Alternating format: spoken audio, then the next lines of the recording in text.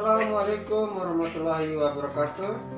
Perkenalkan, nama saya Arjan Tonono, NIM 2019 610107. Di sini saya akan melakukan penyuluhan tentang HIV/AIDS dan nafsa. Untuk itu, mari kita saksikan video saya berikut ini. Oke, jadi baik saudara-saudara yang hadir pada saat ini, masyarakat yang saya kasih, kami dari Puskesmas Tanteke akan mempromosikan tentang HIV/AIDS dan nafsa.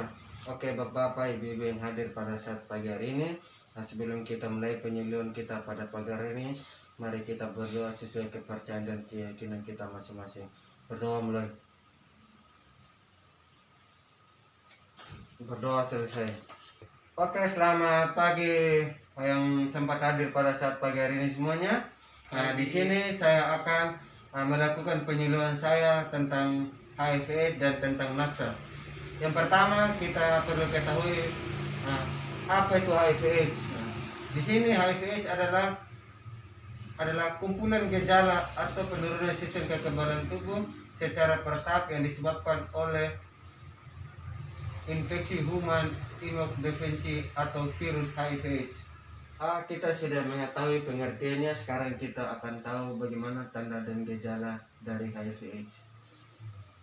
Tanda dan gejalanya itu ada 6. Perlu kita ketahui 5-10 tahun pertama tidak ada gejala khusus pada orang-orang yang terinfeksi HIV/AIDS.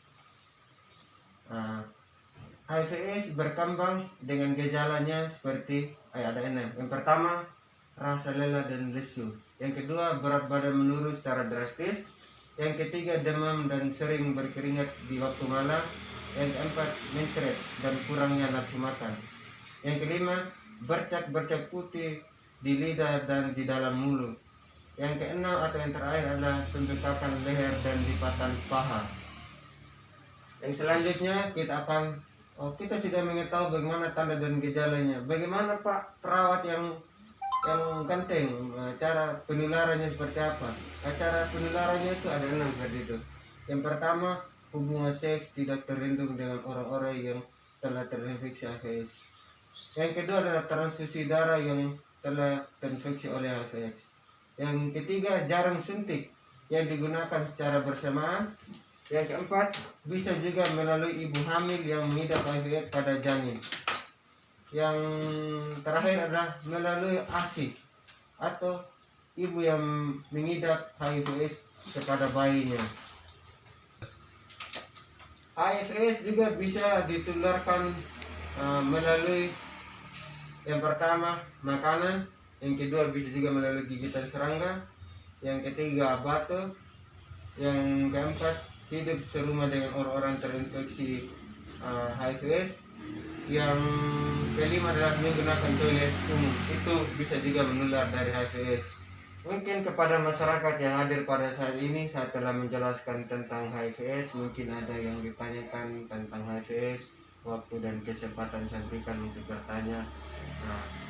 Selain yang saya jelaskan tadi, kesempatan saya berikan kepada masyarakat. Oke, baik Pak Perawat. Di sini saya bertanya tentang HIV. Nah, yang saya bertanya, bagaimana cara mencegahnya HIV/AIDS? Terus saya minta kejelasan dari Pak Perawat, soalnya kami belum begitu mendalamnya yang namanya HIV/AIDS. Oke, jadi baik. Terima kasih buat pertanyaannya dari saudara. Di sini saya akan menjelaskan bagaimana cara pencegahannya dari penularan HIV/AIDS ya. Yang di sini saya jelaskan adalah cara pencegahannya. Saudara, yang pertama tidak perlu berhubungan seks dengan orang yang sudah terkena HIV/AIDS. Yang kedua, jangan menggunakan jarum suntik yang bersamaan dengan orang penular HIV/AIDS. Yang ketiga adalah jika saudara melakukan hubungan seks harus menggunakan pengaman atau kondom. Mungkin itu saja yang dapat saya sampaikan. Mungkin ada yang disampaikan lagi atau ditanyakan, waktu dan kesempatan saya berikan. Oke, baik Pak Perawat, saya sudah pahami apa yang dijelaskan Pak Perawat. Terima kasih. Oke, jadi baik. Di sini saya akan menjelaskan lagi tentang apa itu nafsa. Nafsa adalah narkotika, alkohol, psikotropika, dan zat adiktif. Kita perlu ketahui bahaya dari nafsa.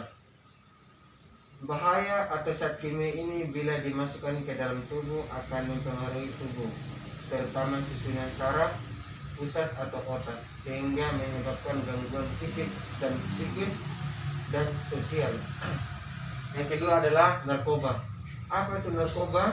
Narkoba adalah zat kimia atau obat yang berasal dari tanaman atau bukan tanaman sintesis maupun bukan sintesis yang dapat menimbulkan penurunan atau perubahan kesadaran, mengurangi sampai menghilangkan nyeri, dan dapat menimbulkan ketergantungan. Mungkin di sini masyarakat atau saudara-saudara yang hadir bertanya tentang apa-apa saja contoh dari narkoba. Yang pertama adalah ganja, yang kedua adalah kokain, dan yang ketiga adalah morfin.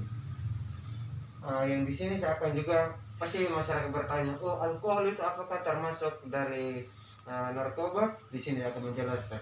Alkohol adalah zat yang bersifat memabukkan, misalnya minuman keras yang mengandung berbagai kadar etanol. Alkohol itu dibagi menjadi 3, ada golongannya, golongan A, B, dan C.